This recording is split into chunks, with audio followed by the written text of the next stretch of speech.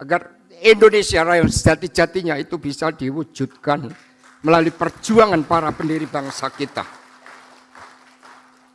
Dengan demikian, dari teori ketahanan partai ini terbukti bahwa meskipun PDI itu luka-luka, karena memang yang dihadapkan adalah watak kekuasaan itu. Terima kasih Ketua Sidang. Saya menyampaikan selamat setelah diuji berulang kali dalam lapis 3 kali ujian pra-kandidasi, ujian makalah, dan masuk ke ujian disertasi setelah menjadi kandidat doktor, 5 lapis, dan 3 tagihan jurnal nasional dan internasional. Baik, sebetulnya masuk UI itu gampang, yang susah itu parkirnya sebetulnya. Pertanyaannya adalah, dari disertasi ketahanan partai, yang menjadi kunci utama itu adalah kepemimpinan. Alhamdulillah saya melihat ketegasan kepemimpinan di PDIP memang kuat, tegas gitu. Tapi bagaimana PDIP menjaga ketahanan partai dari ancaman konflik yang destruktif ke masa depan? Khususnya konflik terkini antara PDIP dengan Presiden Joko Widodo misalnya. Ya. Mungkin itu.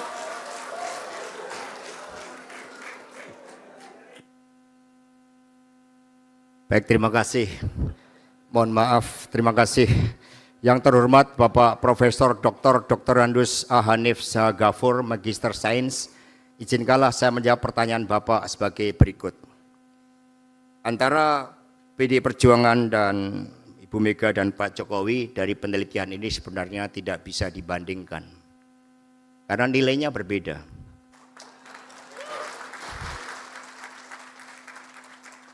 Yang satu berjuang untuk Indonesia Raya yang sejati-jatinya. Yang satu memenuhi karakter the triangle of authoritarian. Sebagai contoh, the way of Machiavellianism. Ada 3 aspek yang diajarkan oleh Machiavelli. Yang pertama, jadilah orang munafik dan pembohong yang hebat. Yang kedua, mencapai hal-hal yang besar dengan menipu. Ini ada teorinya.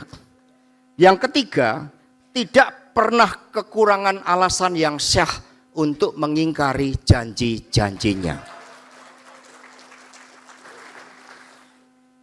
Dan Ibu Mega selalu menanamkan kepada kami bahwa beliau masuk politik itu dengan berjanji kepada Bung Karno.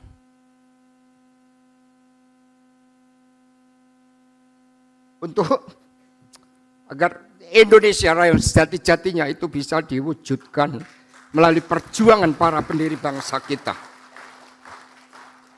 Dengan demikian, dari teori ketahanan partai ini terbukti bahwa meskipun PDI itu luka-luka, karena memang yang dihadapkan adalah watak kekuasaan itu. Yang oleh Dr. Sukidi, beliau mengutip pernyataan Profesor Stephen Levitsky yang mengatakan bahwa abuse of power di lingkungan elit dilakukan melalui mekanisme terstruktur, sistematis, dan masif, dan hal tersebut hanya bisa dilakukan oleh pembunuh demokrasi. Lalu dalam teori Hannah Arendt tentang the banality of evil ditegaskan mengapa ada orang yang bisa menjadi begitu kejam. Ternyata banyak orang yang melakukan tindakan-tindakan kekerasan, violence, itu karena mereka di dalam struktur sosialnya yang dalam teori Arendt tersebut.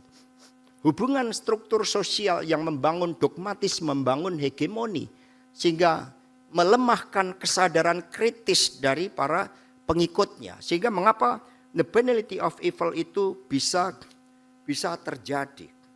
Nah, karena itulah di dalam kepemimpinan strategis sebagai elemen yang berbarengan dengan ideologi mampu membentuk ketahanan partai. Tadi Prof. Hanif mengatakan kepemimpinan ibu yang kuat.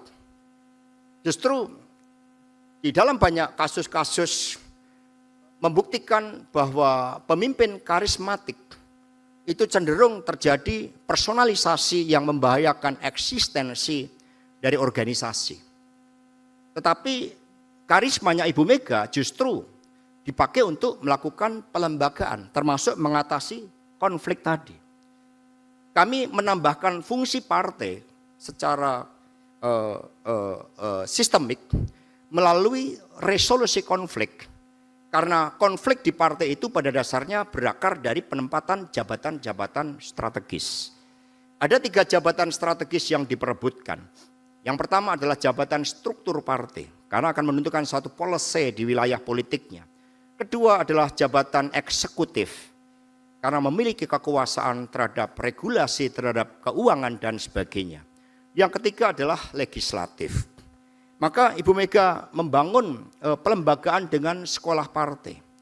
Dan di dalam sistem yang dibangun dikembangkan meritokrasi, yaitu melalui psikotes.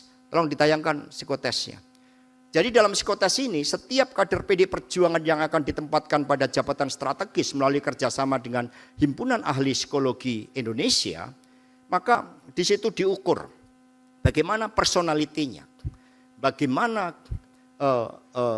kemampuan di dalam manajemennya, strategic leadership-nya, bagaimana daya tahannya, itu semua diukur di dalam aspek-aspek psikotes, ada skornya, sehingga ada gambar yang sederhana, sehingga nanti seseorang hanya bisa dilihat kapabilitasnya untuk mengisi jabatan strategis berdasarkan ini.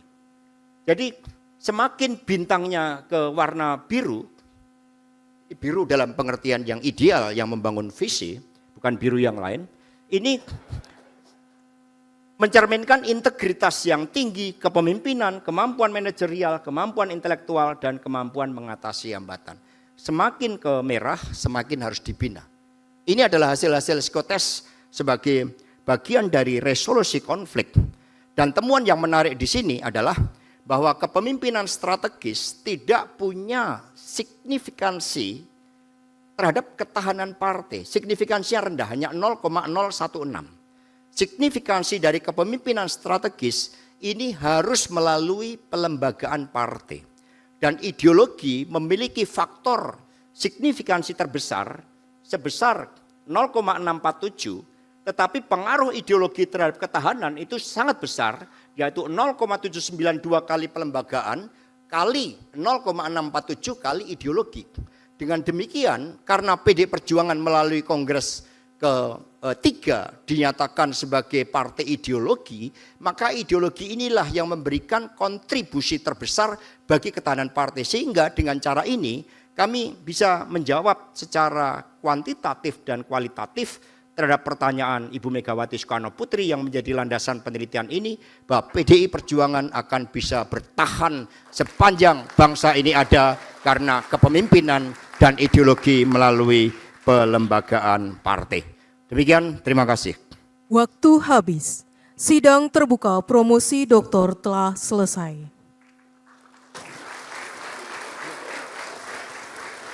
Ujian telah berakhir, izinkanlah kami mengadakan sidang tertutup untuk melakukan penilaian dan sidang saya tunda untuk beberapa saat.